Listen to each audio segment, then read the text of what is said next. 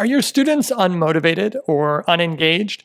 This video is going to help you understand why, and will give you a few ideas about what to do. When it comes to unmotivated students, we have to think about, well, why are they unmotivated? It might be that they're bored and what you're having them do is really tedious, or they feel unchallenged.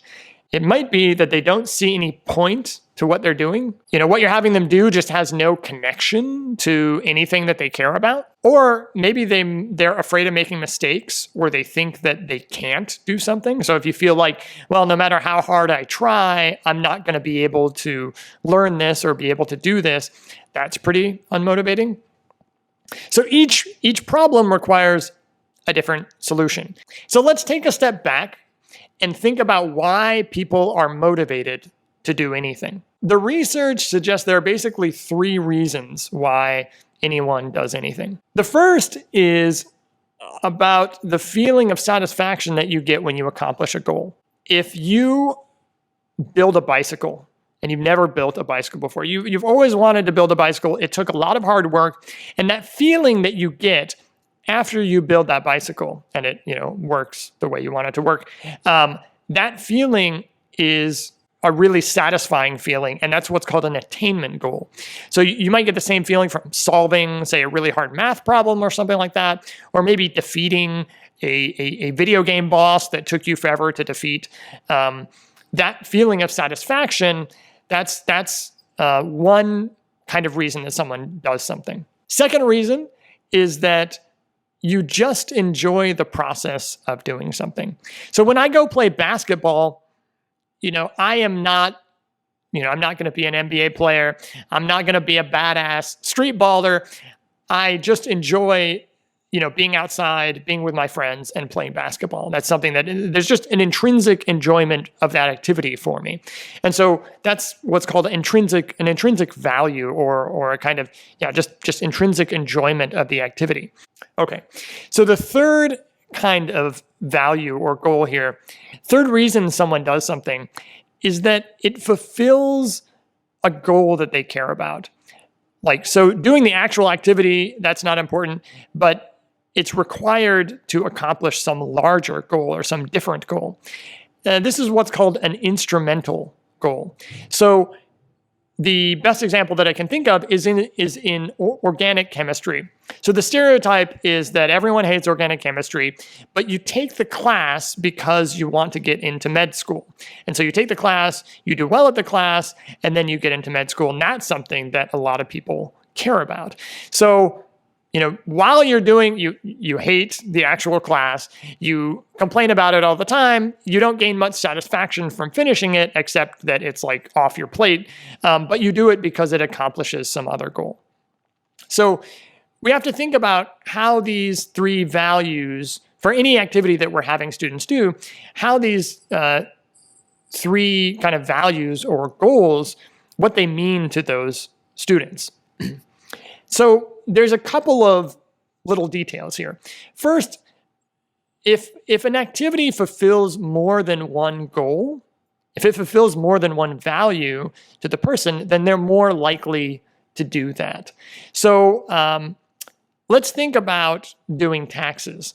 So personally, I hate to do my taxes, and I gain no enjoyment from it. It is boring and tedious and frustrating. I'm not really satisfied when I'm finished. It's not like, hey, I worked really hard. Yay for me. I did something I didn't think I could do. No, it's just like, okay, I'm happy that I'm done with it and I don't have to do it anymore. But there is an instrumental goal at work here. I don't want to be audited. I'd like to actually pay what I owe. And so, that instrumental goal is being fulfilled, but the other 2 goals aren't. So compare that to, if I go out and play basketball. When I play basketball, there's the intrinsic pleasure I gain from just being outside, playing basketball with friends. I also I want to get better at it, and I enjoy the process of getting better. And I'm happy if, we win a game, if I make a shot that was really hard, if I, steal the ball or something like that. I gain satisfaction from that. So that fulfills kind of an attainment value. And even there's also an instrumental goal for me too, because I want to be healthy and I enjoy exercise. I think exercise is important to being healthy. So, this gets me outside and exercising. So basketball fulfills a lot of goals. Taxes, unsurprisingly, do not fulfill many goals. The other thing that happens with these different goals is that, your motivation for doing something can change as time goes on. So when you start out maybe taking that organic chemistry class and you find it terrible and awful in the beginning, but the more that you learn about it, the more knowledge that you have about organic chemistry, the more interesting it becomes. So maybe by the end of that first organic chemistry course you take, you become so fascinated by it that now you started out with an instrumental goal, but now you're being driven maybe by the intrinsic pleasure that you gain from maybe working on problems or thinking about organic chemistry, and then also maybe the satisfaction that you get from solving certain organic chemistry problems or from designing experiments that involve organic chemistry.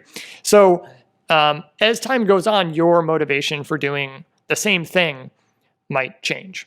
The last piece of this that I haven't really talked about is what's sometimes called self-efficacy, or the expectancies, what students expect to happen if they put in effort. This is the idea that if you work hard, you will be able to learn something, or you will be able to accomplish something.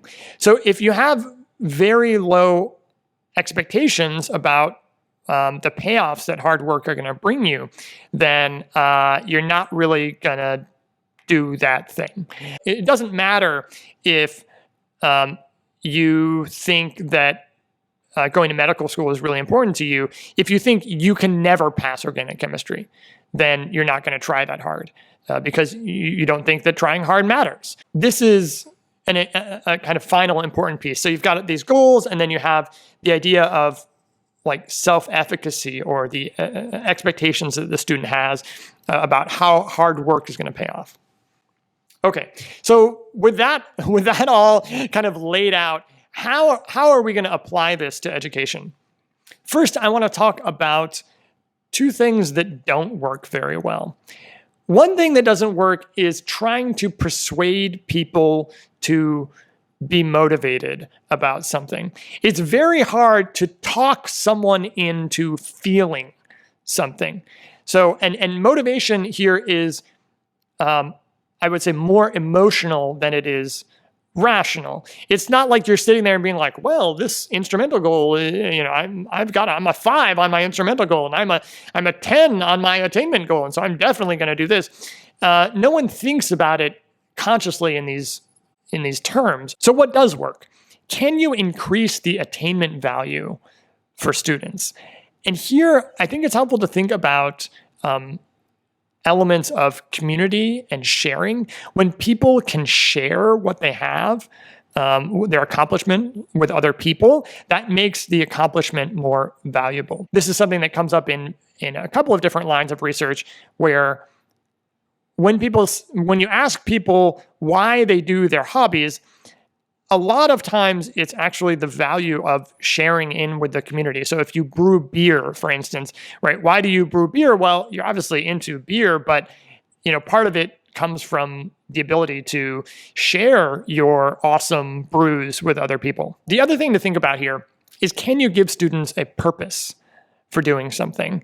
If you're teaching a student persuasive writing, for instance, now they can write a persuasive essay and give it to you, but you're just reviewing this for a grade. But what if you had students write letters to the school principal about a subject that the students cared about, and a subject maybe that the principal might read this persuasive essay and actually be persuaded and potentially do something about? Well, that kind of thing tends to motivate students more. What you've done is you've kind of created this instrumental goal where what they're doing kind of satisfies something else that they care about. So the other thing to do is to think about the self-efficacy piece. And I think there's two ways that you can increase the sense of self-efficacy. I mean, there are more than two ways, but here are two. One is to think about giving students an easier problem to do first, and then slowly leveling them up so that they can see, well, they can do this easy thing, and then they can do this slightly harder thing, and then they can do this slightly harder thing. And that gives them a sense that they actually can accomplish, what you're asking them to do. The second idea is to make progress more visible. Change and learning take a long period of time to improve. But if you can make that incremental progress more visible by, giving them, say, points, or it's like, oh, you read X number of books this year, and if you read another book, that's another point that you get, or you are at this level now, and you've been working at this for a week, and now you're at that level. Anything that you can do to show that students are making progress and kind of give that feedback back to them should, in principle, improve their sense of self-efficacy.